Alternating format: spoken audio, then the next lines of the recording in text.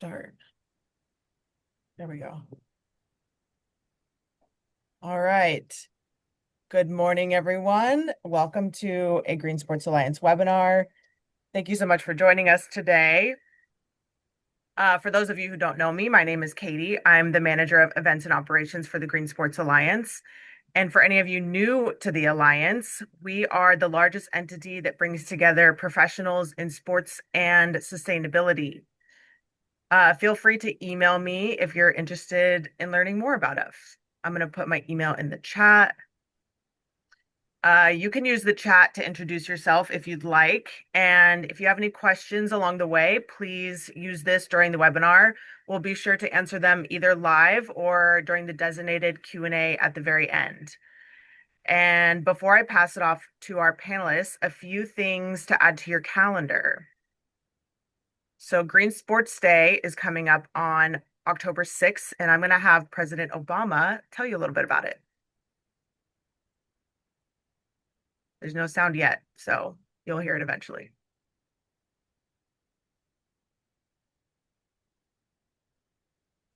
And the Penns have been leaders in the Green Sports Alliance, making their facilities more energy and water efficient, lowering their carbon footprint as they travel. I want to thank Commissioner Bettman and the entire NHL for leading the way in environmentally sustainable sports, because we want to continue to have ice so that we can play hockey. Thanks, President Obama. It became about in 2016, so this is our 10th year celebrating Green Sports Day. This year, we're going to be partnering with nonprofits across the US to host community impact events. And here's a sneak peek on regions where you can join an event. And if you'd like to host your own event, please let us know.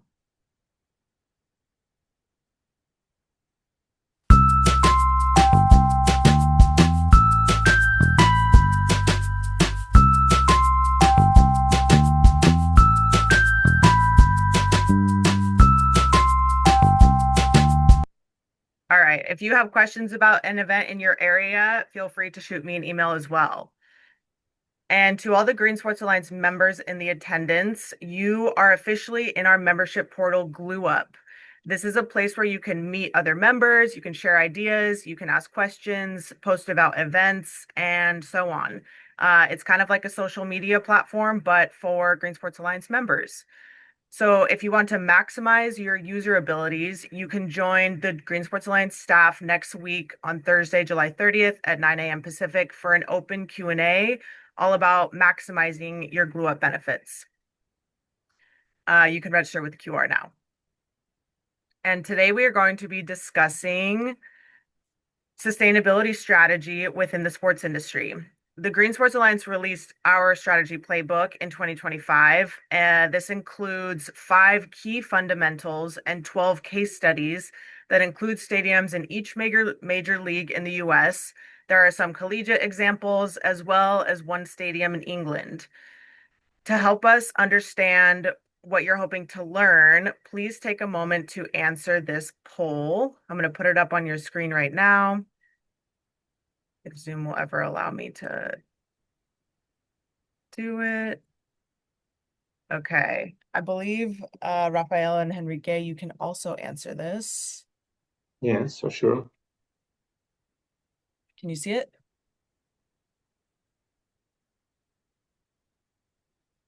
All right. The question is, what are you hoping to learn more about this webinar? Governance, operations, fan engagement, community initiatives, or commercial partnerships? All right. Seems pretty even right now. Give you one more minute.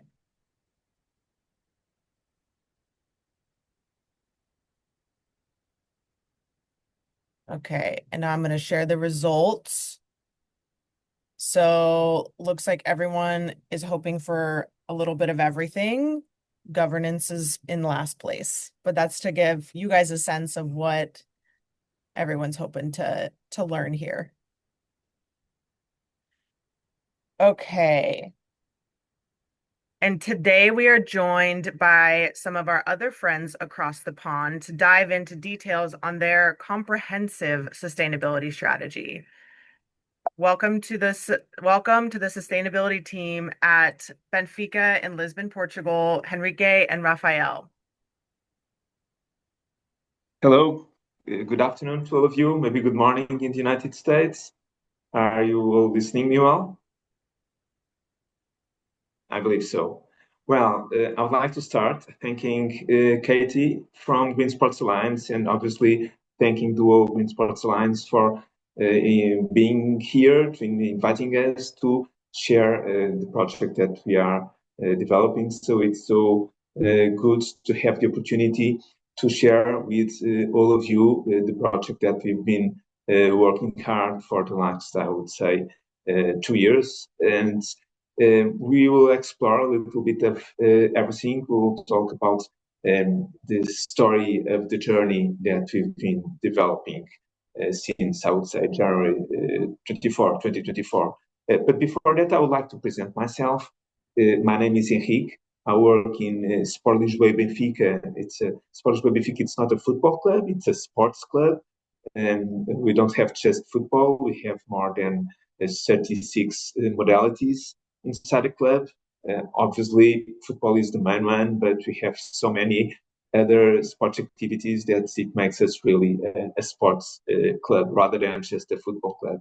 And I work in Benfica for 24 years. I've done a little bit of everything on commercial and marketing side as a brand director, as event director, as CRM, events, and so different areas that made me have a wide knowledge of everything that happens in Benfica. I would say that I know a little bit of everything. I know maybe almost all people that works internally in Benfica. I know how Benfica works inside, and that was the trigger that made me come to this project. I've been invited to be part of this project and to lead this project alongside with Rafael because of all the experience I have.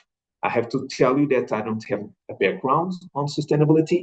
And on the beginning, maybe this was an issue because I've been invited to develop a sustainability project without knowing nothing about sustainability. And in the beginning, it put me in a zone of not such a comfortable zone, but I immediately understood that regarding sustainability, we have all the information on our hands and that we can easily learn with the best practices that are being done all around the world. And that the most important for the project that I was going to develop much more than the knowledge, the most important thing was the knowledge, not the knowledge of sustainability, but first the knowledge of the club. So was something that was really, really important to achieve the results that we are having right now. Well, just a brief presentation of myself for you, for all of you to know. And as we have a small group, I'm not sure if I'm going to say the names properly, but we have Brianna, Marley, Jack, Megan, and Jack Rosier, Kanani, and Moses. So you are only 6 people. So let's gonna make it a conversation between all of us. So please chat with us, send all the questions during the presentation that we are going to make, because we can adapt what we have to share with you with the things that you mostly want to know regarding our project. So please feel comfortable to do that. So just before starting the presentation, Rafael, maybe you can present yourself and then we can follow on the presentation. Yes. Hi, everyone. My name is Rafael Freitas. Um, I've joined Benfica for almost 2 years now, working in the sustainability project led by Henrique Conceição. I'm currently in Buffalo, New York, so not far from some of you. Um, Yes, it's been a fun journey. I'm also not a sustainability expert. I would say I'm more curious than expert, but I love the strategy side of the project. I think that's what makes this project unique. It's the strategy and how it relates with all the other departments. We see sustainability not as an independent department, but as in soccer, we normally say the number six, the guy that leads the midfield. That's where we see ourselves, the department that leads the midfield of the whole organization, that connects all the dots in the organization, knows what each one is doing, to then take the best out of the project. Because sustainability is not done by us, it's done with us. We are just kind of leading the way. We're not in the field doing every single initiative. Each department has their own responsibilities, and we're here to understand what they need, what they're doing, to make sure that we communicate it. It's a big piece of our strategy and of sustainability in general, is the communication of the initiatives. And to start us off, we brought you a little video to give you a context of what Benfica is as an organization. Enrique already mentioned we're not just a soccer club or a football club. It's true, we're not. We have several modalities, we have several players, we have academies, we have men's sports, women's sports, we have our foundation. So we're going to share a brief video with you for you to have an idea of what it means, what Benfica means, what it means to be part of the universe Benfica. So let me share my screen now. So you guys have a better start rather than us talking. It's a nice video that our marketing team put together. This is the Benfica universe. Founded in 1904, Benfica is the most decorated club in Portugal and one of the most decorated in Europe, with 85 official trophies, including 2 European Cups and 38 league titles. In the past 10 years, the club has invested 800 million euros in players, whilst collecting over 1.3 billion euros in transfers. The move of João Felix to Atletico Madrid for 126 million euros was the largest transfer of all time for the club. In terms of return on sales, Benfica is one of the most profitable clubs, with an enterprise value of 628 million euros and features in the Deloitte Money League, ranked in 25th place. The club's greatness is best displayed by its stadium, certified by UEFA as an elite stadium. With over 68,000 seats, Estádio da Luz is the largest and most modern in the country. An elite club needs a top-level training center. Benfica has, at the Benfica campus, world-renowned facilities to achieve excellence. Our youth development pathway includes 50 Benfica football schools, 6 strategically positioned training centers, and our central structure, Benfica Campus, the place where stars are made, the world's most profitable academy.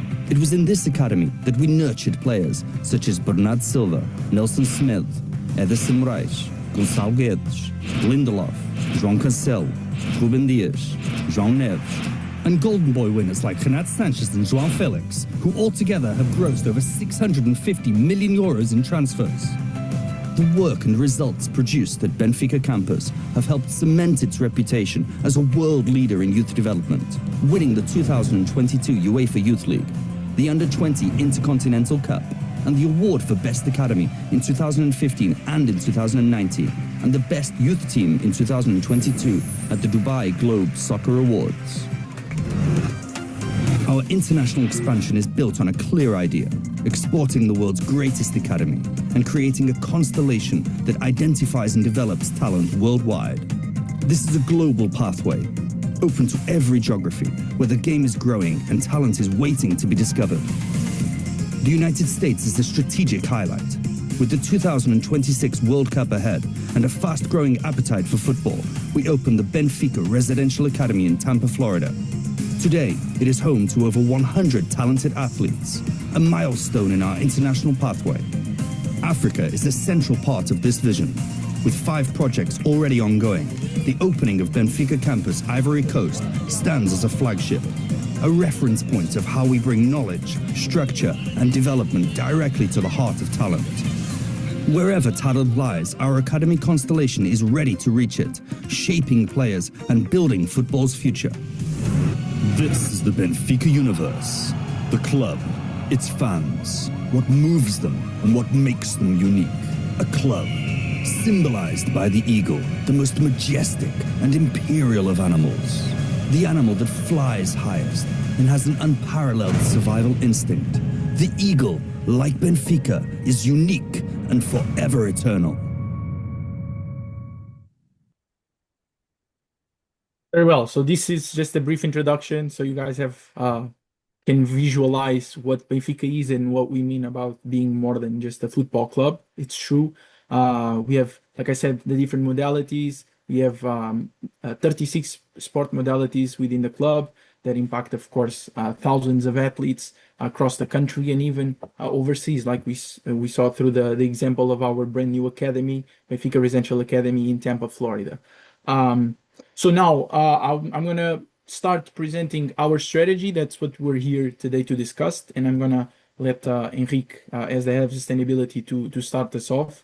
We're gonna be talking a little bit about everything. So in that pool that we had initially, where you said what are you expecting to take out of this session today, I would say everything. We're gonna start. We're gonna touch a little bit about the governance. We're gonna talk about partnerships.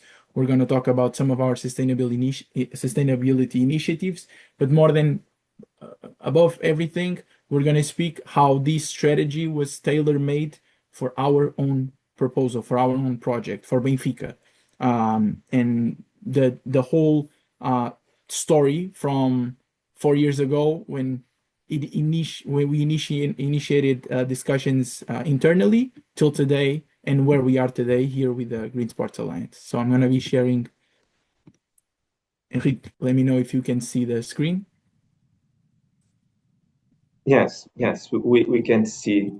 I can see the screen, and I believe that you all can see the screen. So, well, the movie was a little bit about sports activities, about trophies, about our DNA in terms of trying to be the best on the fields of football or all the other sports that we practice. But we need to think beyond it. We need to look to the future as something that it's not just all about victories or trophies. And this is the reason why we are here. This is the reason why we created this strategy that is called Redy. Well, ready because we are red, and ready without the A, the state of readiness, the state where we are really ready for the present and committed to the future. So I will speak a little bit later on about the key points of this strategy, that it's called Redy, win in all fields. We will see it later on in a few slides. But before that, telling you that this project started, Rafael was mentioning 4 years ago. He probably wanted to say 2 years ago. We started that on January 2024. And we started with invitation from our president, Rui Costa, and with the invitation of Manuel de Brito, that is the guy on the right side of your screen, that is the vice president of the club, and it's a board member of the company that owns the football activity that we call Benfica SAD. And they've invited us, me and Rafael, to be the leaders of this project. So this has a special meaning. It means that we have the endorsement of the top of the club. We are not alone. We are with the best, with the guys that are on the top, sponsoring us, helping us.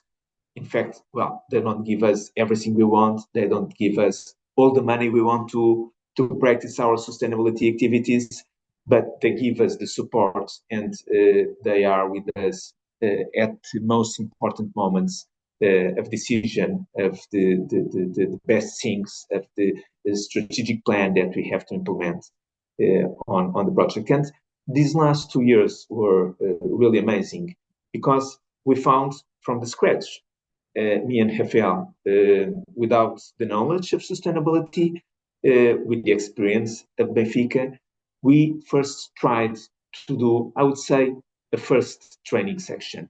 We tried to understand what was happening in Benfica regarding sustainability. So we've met with more than 90 people during, I would say, the first 9 months of the project between January and September, October 2024.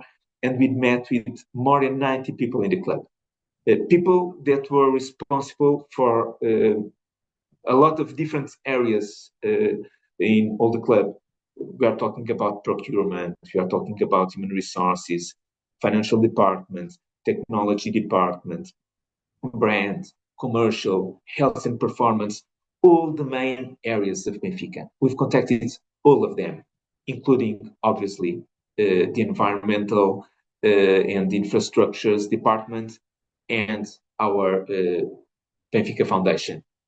So we tried on that first meetings to understand what all these people, what they were doing, and to help them to understand what sustainability. We first needed to explain them that sustainability is not just about environment.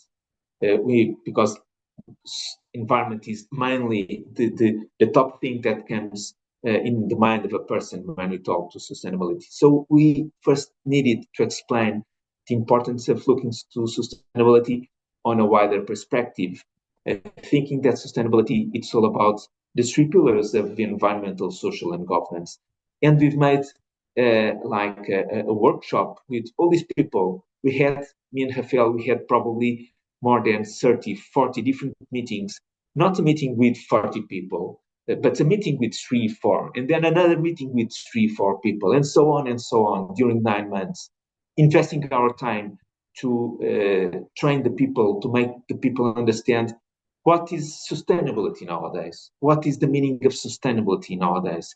And that first training session was the most important thing that we probably have done with all our colleagues in the last 2 years, because it helped them to understand that they can have a different approach regarding sustainability.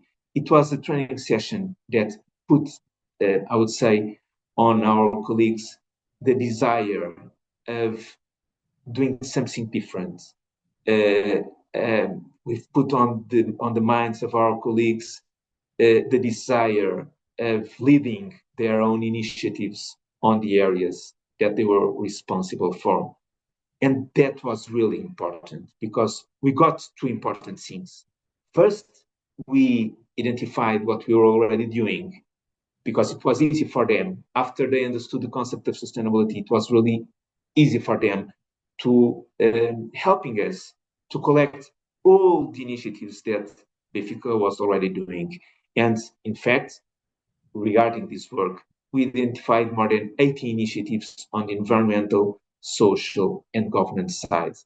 So all this journey started with that connection, with that contact with the people that helped us to identify what we call nowadays our ASIS. Our ASIS is what we do nowadays. So even if we didn't have in the past a strategy defined, it doesn't mean that we were not doing sustainability. For example, our foundation has more than 17 years. In the last 17 years, Benfica Foundation had already reached more than 350,000 people on all the work that they've done in the communities. So there was always a lot of work. There was so many initiatives that were being done inside the club about sustainability on the environmental, social, and governance side, but with the lack of all the work was in different silos. There wasn't a strategy, an umbrella that was putting all the work inside a unified strategy. And that was the work that we and Rafael, that we've been very well succeeded, because after that first training session, understanding what was the ASIS of Benfica, we got the knowledge, the feeling, and I would say the right position of understanding what should be the future. Because by the time that we had the first session identifying the ASIS, all the people also tried to put over the table ideas of good things to do in the future. So also by that time, we start designing the process of the future, designing the strategic plan of sustainability of the future. And it helped us to understand what it should be the future. And it helped us to define, in fact, our strategy. And the strategy is what Rafael is going to explain you right now. The strategy is all about Redy winning all fields. So Rafael, maybe you can, well, here we have just a little bit of information of who is Benfica nowadays. It's all small information. We know Yes, that you can't see it. I was gonna say, Enrique, this is basically the translation of the video. What you just saw, the Benfica universe, where we try to explain the size of Benfica. Oops, I cannot zoom in because I'm sharing my Yes. screen. So basically, what this slide says tells a little bit the story on the years of the club, how many years we have. It's right now it's 122. How many members? It's an important topic about Benfica is a member-owned club, unlike the United States, where most organizations are privately owned. Benfica, the members have a say in Benfica's organization. For example, I am a member of the organization. I pay my dues per year, and that grants me an opportunity to vote in every election. So every 4-year election, a 4-year mandate. Another fun fact is just in October 2025, we had our elections for the club, which marked another record for the club with the highest ever voting for a sports election, with more than 85,000 people voting for the 2025 elections. So this is some interesting data that we thought it was important to include in our sustainability report, because sustainability is ESG, but it impacts people. And Benfica, as you see here, has different layers, from the number of employees to the number of people impacted by the initiatives led by the foundation. We're going to discuss this in a little bit.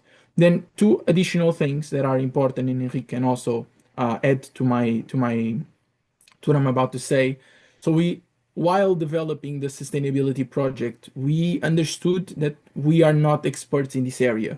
We're far from it. It's really important to be in places like this, the Green Sports Alliance, to interact with other people that have done this job for longer than we have, and to identify the best case scenarios, the best case studies in sustainability. And the United Nations, of course, through the Sustainable Development Goals, and also UEFA through their strategy Strength Through Unity, gave us some light in the tunnel. It allow us to learn and to experience what other organizations are doing and how they look at sustainability in a strategic way. So these two slides were important pieces of our strategy and the development of the Redy Win in All Fields, and what we wanted to achieve when creating a sustainability strategy. Enrique, I don't know if you want to discuss a little bit. We also have No. the It's perfect. It was really important for us to even to study the Sustainable Development Goals, and we deeply studied that Strength Through Unity strategy from UEFA, because I would say it's a perfect framework that helped us on the beginning to understand what was most important, even a huge benchmark that we've done to so many different clubs in Europe and also in the United States, understanding what the other guys were doing, trying to understand what was on the top of the most interesting initiatives on environmental, social, and so on and so on. So these Before two you frameworks. before Yes, you move Katie? on, quick question.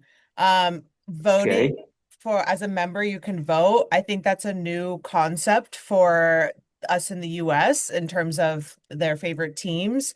Can you give us an example of something that you would vote on as a member? Yes, yes. we vote on the group of on the president, and on all the group that the president brings with him to be vice presidents of the Mm, club, to lead the club. So we are voting not on an initiative but on a program. gotcha. In each moment of elections, there are the members of the club that can can propose themselves to be president of the club, to bring their team to have the chance of being president of the club. So when I voted on the last elections, or when Rafael voted on the last elections, we are not voting on an initiative. We are voting on a program, on an idea.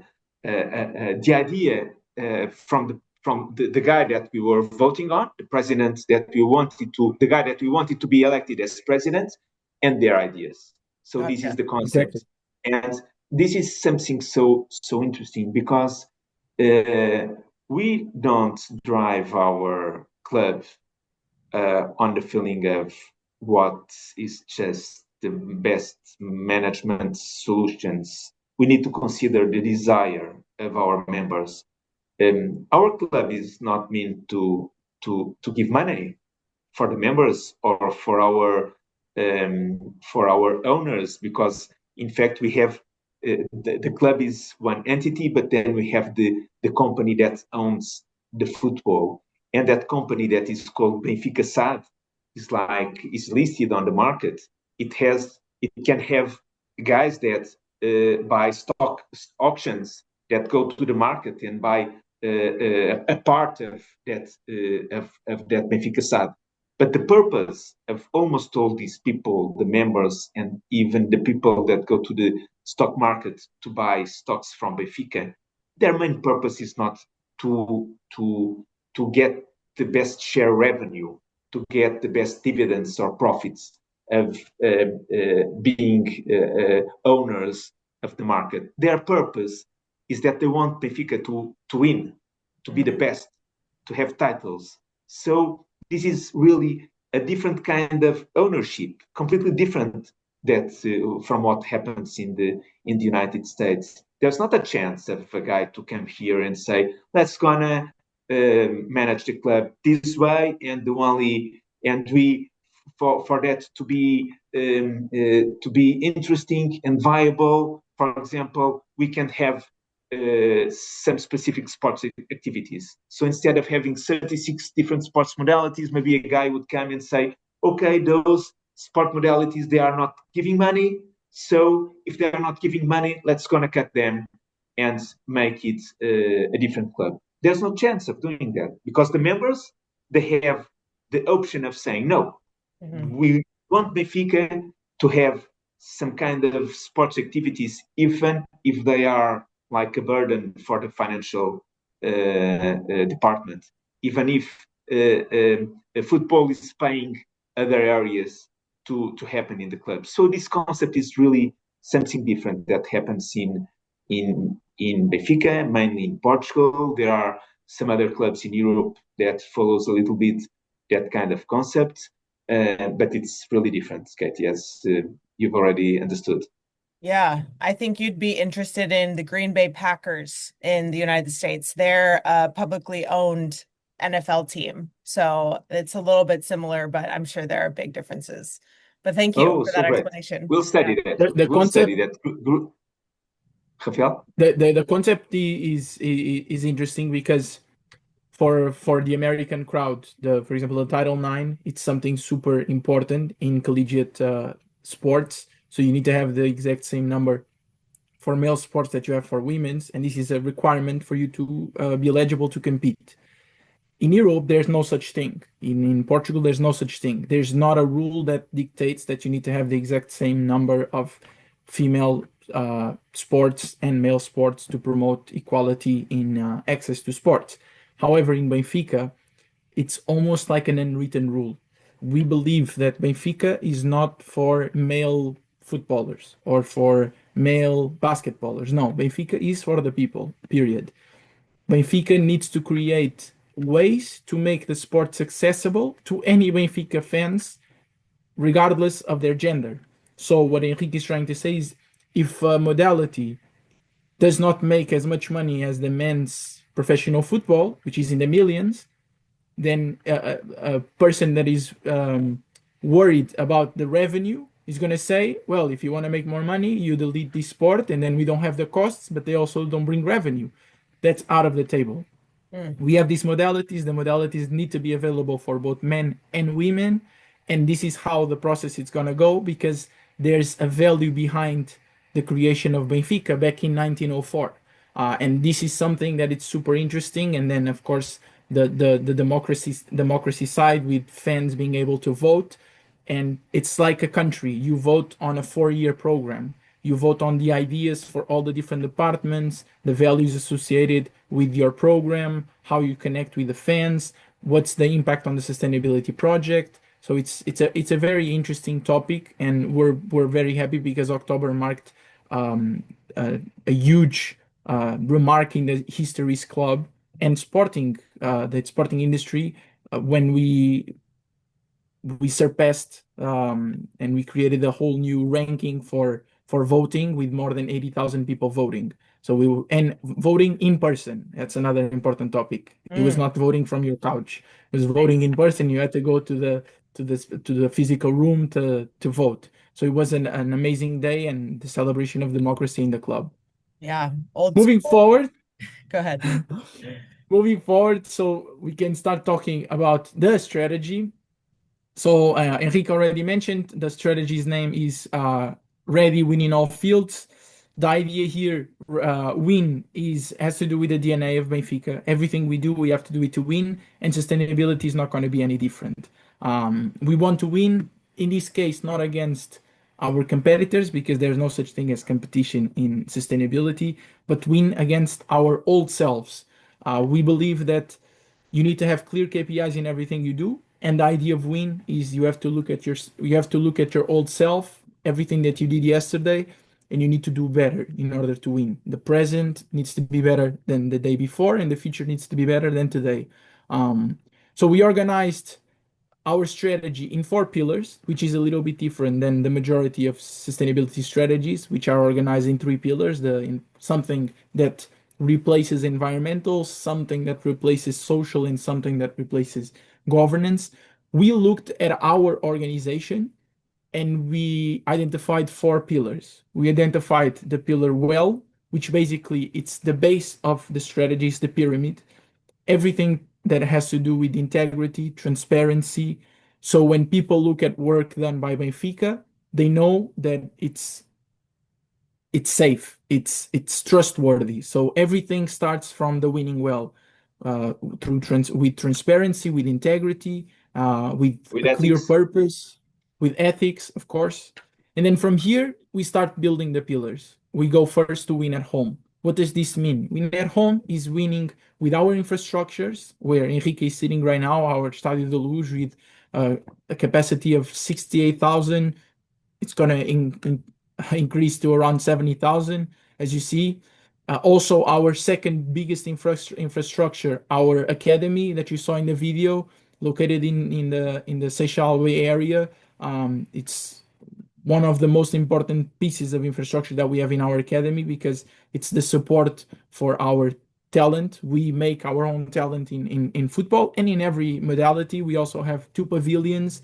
So everything to do with our infrastructures is in this pillar, win at home. Also, our employees, our workforce, our staff, and of course our athletes, because not just for their athletic performance, but for their well-being after they graduate from Benfica. After they leave Benfica, we want to make sure that they still have a good life, and everything they do in Benfica, it's monitored by our health performance department to make sure that they're safeguarding their future selves. So all the initiatives that impact our infrastructures, our people, are in the win at home axis.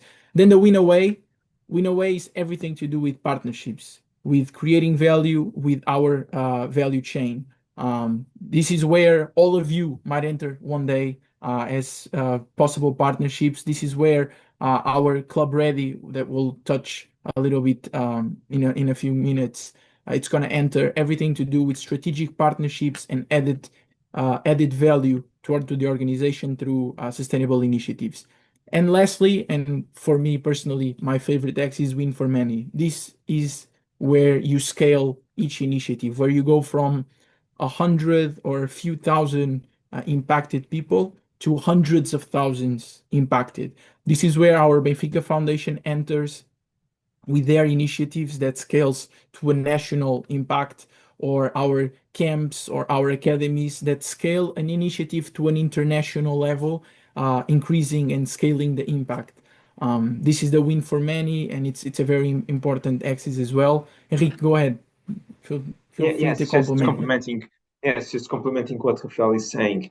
Win for many make us talking a little bit about the concept that if you guys are trying to develop a project like ours, and this what I'm going to explain you, it makes sense in every industry, in any kind of company. If you tomorrow go to a pharmaceutical company or to a fast-moving consumer good company and to develop a sustainability strategy. The concept that I'm going to explain you is the same. It's the concept of the ecosystem. When we talk about sustainability, we can't just decide what we want to do through our eyes. We need to put on the shoes of all the different stakeholders that are part of the ecosystem.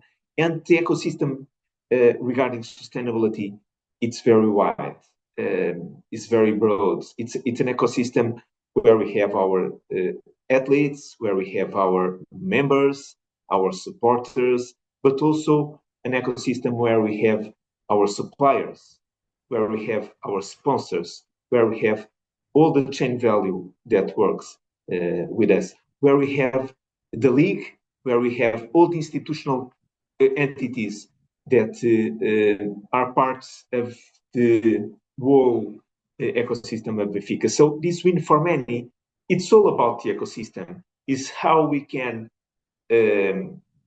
give, how we can impact all of the ecosystem, not just the members, not just the supporters, but all of them. For example, if we can do something to improve the quality of the work of a supplier, we are partnering on the pillar of win away. It's one fact, but we are also impacting on the pillar of win for many, because if we are helping a supplier that works with us to be more responsible, to take care of their people, to follow the most important environmental and social best practices, it means that we are not just reaching the ones that we directly reach, but we are also reaching the other ones that are more closest to the different stakeholders that are part of the ecosystem. So this concept of win for many,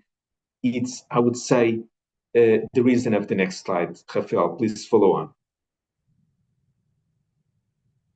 So another interesting thing about the strategy and something that you guys mentioned in the poll, which is the fan engagement thing and the fan engagement side. So because of our connection with the fans, by being a member-owned club, we understood that everything that we do sustainability-wise, the creation of the strategy, the initiatives, they need to follow the fans' ideology and the fans' requests. Sustainability is a topic that impacts society. Therefore, whatever we do as an institution, as an organization, needs to be a reflection of what our members want. So the first thing we did was to create a sustainability inquiry survey where we interacted with our members, asking them to rate sustainability and what issues they think are relevant for their own journey, for their journey as fans and for their journey as people. So we got some interesting data that we're sharing here. 80% consider sustainability a relevant topic, which just gave us another reassurance that Benfica has to act in sustainability, lead. 9 out of 10 believe sustainability should be among Benfica's priorities. Again, Benfica, as a member of the community, as a leader in the community, needs to lead in sustainability, needs to have sustainability as one of its priorities. 75% want Benfica to be the most sustainable club in Portugal and among the most sustainable in Europe. That idea of winning.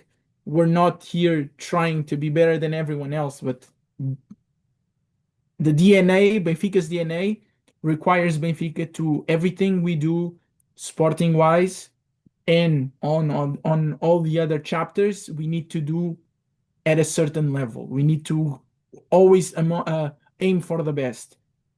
And finally, the fourth layer, assigning Benfica a crucial role in the transition towards a more sustainable society. 75.4% believe Benfica should influence more behaviors. So we are gonna look to another inquiry in a little bit. But first, what did we get out of this survey? We got our 3 steps in the strategy and how we want to deal with sustainability. The first one is act, because these types of interactions are really good, and every time we meet with other partners is amazing. But more important than the work that is done in the meeting rooms where we discuss strategy and what are the next steps, it's the actual initiatives that lead to clear KPIs and to impact the people. So the first layer needs, it's always act. We need to have real initiatives. And that's what Enrique meant when he talked about the as is. We have as of today more than 80 initiatives with clear KPIs organized between environmental, social, and governance that show our work. This is the first layer, act. The second layer, lead by example. This is tied to our DNA and to what our members want from us. It's not just about acting, it's making sure that whatever is done, it's done at a certain level of almost perfection. We need to lead by example so other people can replicate what is being done. And the third level, influence behaviors, because besides doing something and doing it very well so other people try to recognize expertise, we have to do it in such a way that whoever is seeing it wants to do it as well. So this third layer is the scale, is the win for many, where we want our members, we want even the members of other clubs, people that look at sustainability as an important issue, to recognize that some of the initiatives that we're doing are easy to be done by themselves and to influence their behaviors, their way of thinking, so they implement more sustainability initiatives in their own personal lives, in their own businesses, whatsoever. Here, Enrique, if you want to touch a little bit on our value chain structure. Yes. I can follow on. Well, here we see what I've mentioned before. This is mainly the ecosystem regarding Benfica, suppliers, upstream and downstream fan base, sponsors, corporate clients, peers, and regulatory entities. But I would focus on that number, 74%. That number has a special meaning. You know the concept of sponsorship. The concept of sponsorship exists because a brand wants to be closest to a specific group of affinity. If a brand sponsors a music concert or if a brand sponsors a sports club, it's because they know that they can be more closest to the group affinity that follows that music concert or that follows that sports club. And they do that because they know that it will be much more easier for them to pass a message, to be closest to that goal, to that people. But when we ask our members, our supporters, if they think that sustainability initiative makes sense, 57% of the people say yes. If an initiative made by the company A or the company B is made, it's important. But if that same initiative done by that specific company, if that initiative is done alongside Benfica, it comes to have a completely different meaning, because it's like what I was explaining about the sponsorship basic concept. A sports club like Benfica is going to leverage that first effort. So instead of 57%, we find that 74% of the people consider that the same initiative have a completely different meaning when it's done alongside Benfica, with the support and endorsement of Benfica. And that idea made us to create the concept of something that we are going to explain later on, that is the Club Redy. But before that, the next slide, Rafael, it's all about one of the most important things that we've done. We've done a huge assessment throughout all our ecosystem, not only through the fans and members, but throughout suppliers, sponsors, and we've followed the framework of a European directive that you probably you haven't heard about that, but in Europe there's a lot of I would say regulation about sustainability, and there's a directive that we call the Corporate Sustainability Reporting Directive that has 12 standards. Those 12 standards are the ones that you can see here, the E1, E3, E5, and then that are from the environmental side and from the social, S1, S2, S3, S4, and G1, G from governance. And we followed that framework.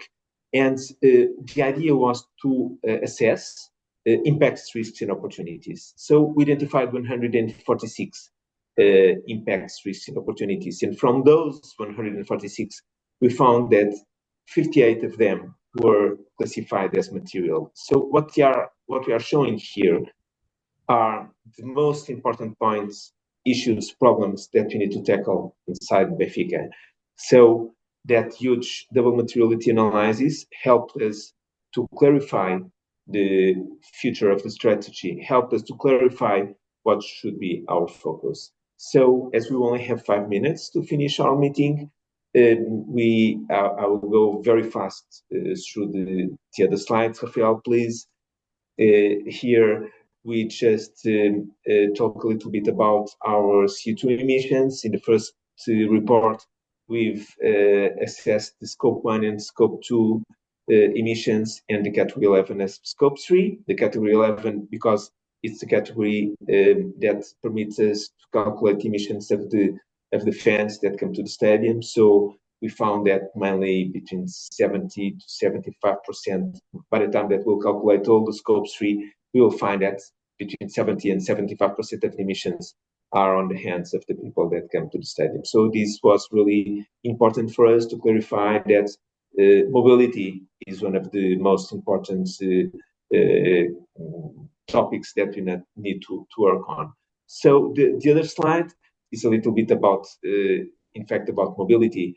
The slide Yes, that I Rafael can is now showing, yes, I can a help you. lot of This one, numbers. this Yes, goes please. again, touches again the topic of fan engagement. Once again, we need to understand our fans' perspective on mobility. Mobility is an important topic within the sustainability project, something that we understood through the double materiality analysis, and also because we know that in sports, a big amount of the GHG emissions come from this problematic, the sustainable mobility. So we try to understand what are some of the challenges that our fans go through when commuting to the stadium, when going from their work to the stadium, or going from their house to the stadium on game days. We got some interesting numbers, like an average of 1.75 passengers per car per vehicle. Only 11.4% take the subway. Only 7% take go by foot. So why do we need these numbers? We need these numbers because in order to create a solution for the sustainable mobility, we need to first understand what are the fans going through, how do they go to the stadium, and then from here on, one of the goals is to map out our sustainable mobility project, and bring in the partners, bring in the Lisbon City Council, bring in the people, the organizations that oversee public transportations in Lisbon and in Portugal, because some of the fans might come to the games through Porto all the way in the north, or through Algarve all the way in the south.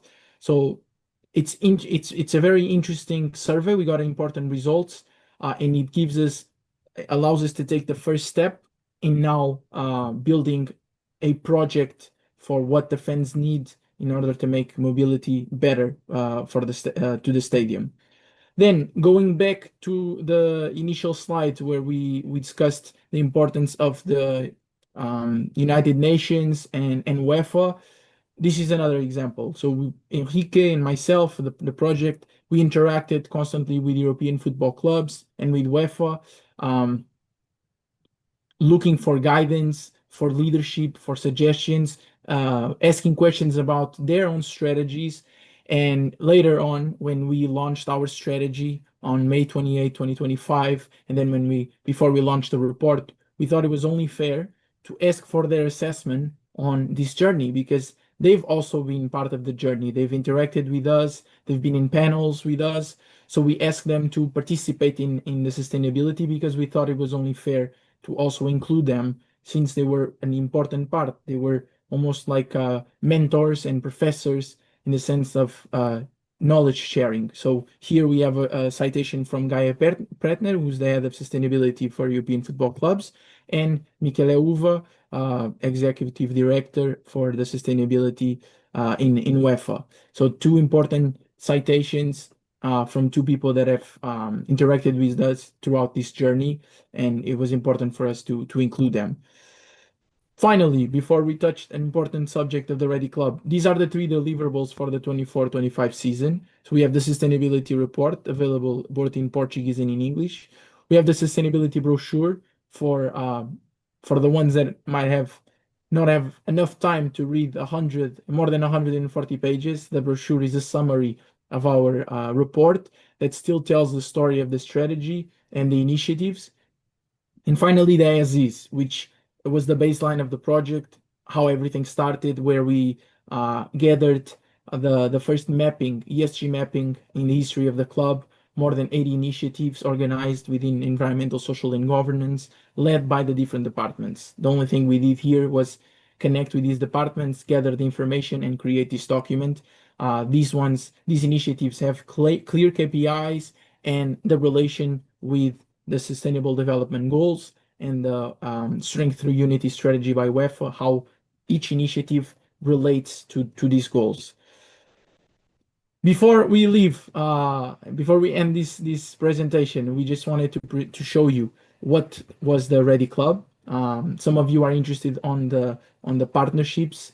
So the Redy Club is organized based on our strategy in 4 pillars: the win well, win at home, win away, and win for many. If you know anything about football, this is one of the most classical formations in football, the 4-2-4. We wanted to organize just like in football, where we have all the different positions on the field. The thing is, each position translates into a strategic dimension of the project. What we believe nowadays to be the 11 key dimensions for our sustainability project, starting with ethics, integrity, and transparency, all the way to social impact. And now you ask, so what's the purpose of this? Why do you have 11 key dimensions? It's simple. So we believe that these are the priorities of our project, and that these challenges, these dimensions cannot be answered alone. We have to answer them with strategic partners. We need to identify organizations that want to target these dimensions in their own operations and that want to work with us, adding value, using Benfica and Benfica's image and reach to interact with more people, to get more visibility in targeting these specific dimensions. So yes, it's a partnership portal where we want to create strategic partnerships for each dimension with different partners. Some of the questions that I get here is, are you open to the United States? Yes, we are open to everyone. We are open to knowledge, to expertise, and to desire of acting in this world, in sustainability and sustainability in sports. We understand that sports is an amazing tool to reach people, and it's the only industry where there's almost like an irrational passion for a brand, for a love brand. People put on a jersey, Benfica's jersey, or in the United States, the different sports organizations' jerseys, because they're tied to that club. Even if you lose, you don't stop being a member of the club. You don't stop supporting the club. So that's why we believe sports is a perfect pitch for sustainability. Enrique, do you want to add anything to this slide? No, we can just go to maybe to the last slide and finish, and to give the people the chance to ask maybe any question that they may have. Well, this is just a strategic action plan. What we want to do in the future, we want to do something different. So the last really slide is that one where we try to explain that we need to align and shorten the distance between 3 important things: what we think, what we do, and what we communicate. What we think is all about what we dream. And if we shorten the distance between what we dream and what we do, it's meaning that our thoughts make sense, that we think well, and that the dreams that we are dreaming are reasonable and that we can achieve that. So shortening the distance between what we think is and what we do. It's the meaning that we are delivering the action plan. And we really need to shorten the distance between also what we do and what we communicate, because if we do that, we will be more transparent, and we will have the chance to tell the world, to tell the people the good things that we are doing, and maybe those good things could inspire those people to, in a way that could influence their behaviors. You remember the third tier that Rafael commented before. It's not just act, lead by example. It's also about influencing behaviors. And if we do that, we'll be creating a brand with a stronger DNA that creates value for the club and value for the ecosystem. So a brand the ecosystem can trust and support, as it's written, creating a virtuous and positive cycle towards a better world. And well, it's all about that. The last slide we have here, Rafael, is just telling that we really need to win in all fields together. That concept of winning together with partners, with all of you that are listening to us. So please, as I've said to Kanani on the chat, and as I've said to Jack in the chat, I've already put on the chat my email. So please use it. Send us an email from me or to Rafael. Rafael is going to write his email also in the chat for you to be completely comfortable to meet us later on. So let's gonna partner, because at the end we need to learn also with you. These moments are not important for us only to share our ideas. What we want to get from those moments is the opportunity of finding people that can help us. And I'm just going to tell you a brief story of our last meeting just before we started to be here with you. We had a meeting with a person that is Karen. We met her in Green Sports Alliance in Cleveland. He is responsible for a project that is called Nature Wired, and we've been talking about good things that we could do together. So please, I would love to interact with you.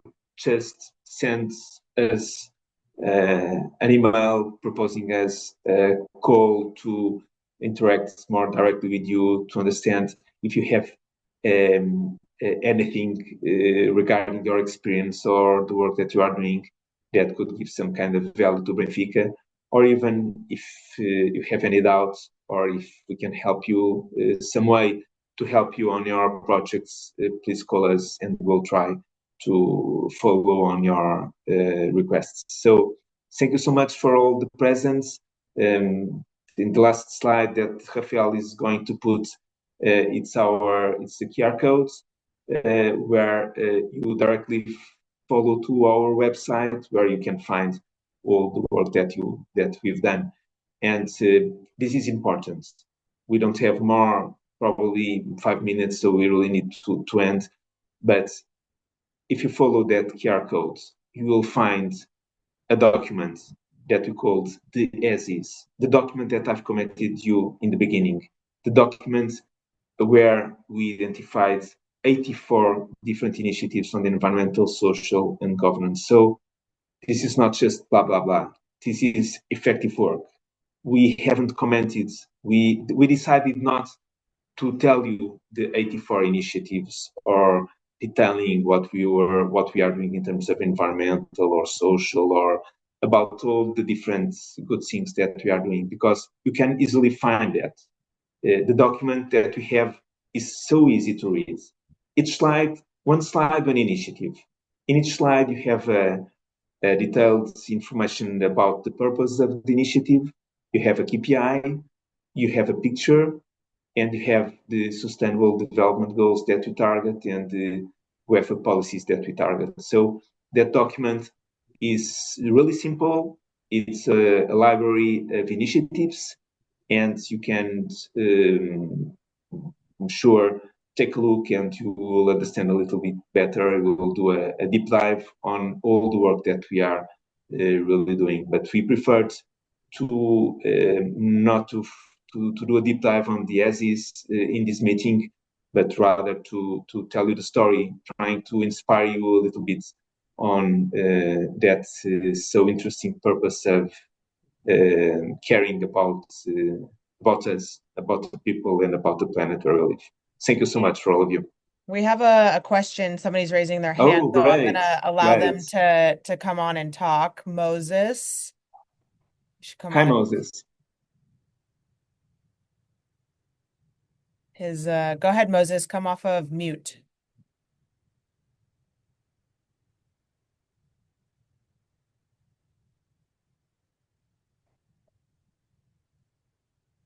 Moses? Maybe some technical difficulties.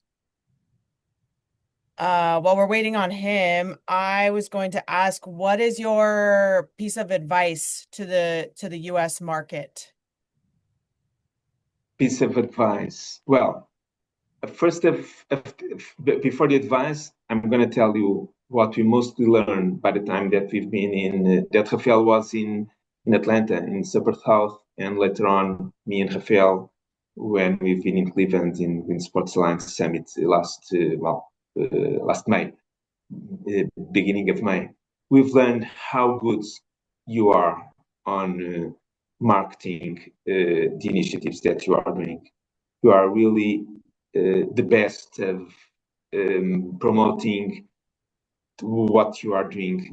And maybe this is something related with something more cultural, because in Europe, we love football. Our members are fanatic. They love, and we love. I have my own season tickets just behind here. I come all the games with my son to see the games. But in the United States, the sports, it's something different, because it's so deeply connected with the culture of the country that it's much more easier for a club to have a good interaction with their fans, with their supporters, and to have their involvement. Maybe this is something that it's not so easy in Europe, and we have that important thing to learn with you. So, before the advice, that key learning topic that we got from the moment that we were in Cleveland. An advice, well, an advice would be, take a look to the European regulation. Everything that you are doing in the United States is voluntarily. And we know always that when we work on a base of voluntarism, I don't know if I'm saying the word, pronouncing the word correctly in English, but when the things are voluntary, never happen the same when you need to be compliant and you need to follow a directive or to follow a rule or to follow a specific regulation. So take a look to the regulation of Benfica, because it will make you understand the framework that you need to follow. The directive that I commented on, the Corporate Sustainability Reporting Directive and the 12 standards, they can help you to understand what you can do in terms of environmental, social, and governance. In fact, on that directive, just in the beginning, there's a very simple table detailing the framework, detailing. It's like a table of contents. It's like an index that you can take a look and say, okay, I can do that and that and that and that, like a checklist. And this framework is the base of all the regulation. So if you take a deep look on our regulation, you will put yourself in a zone that is not so comfortable, but it will make you feel, can we do something different? Can we oblige ourselves to do something even more difficult? So this would be the advice. Take a look to the European regulation, because it will help you to have more clarity on the path to goods and best practices. Yeah, I think we can learn a lot from the European teams and the union itself. And thank you guys so much for joining us today. You're one of our only European counterparts. So your advice and your strategies are greatly appreciated over here. Okay. For anyone who does have questions, both Enrique and Rafael put their emails in the chat. My email is in there as well. We hope you guys enjoyed yourself and have a good rest of your Wednesday. Thank you, Rafael and Enrique. Okay. Thank you so much to all of you. Thank you so much, Katie. Thank Thank you so you. much, Green Sports Alliance, for the invitation. It was a pleasure to be here with all of you, and thank you so much for all the interest of the participants to be with us in this last 1 hour and 15 minutes. Thank you so much.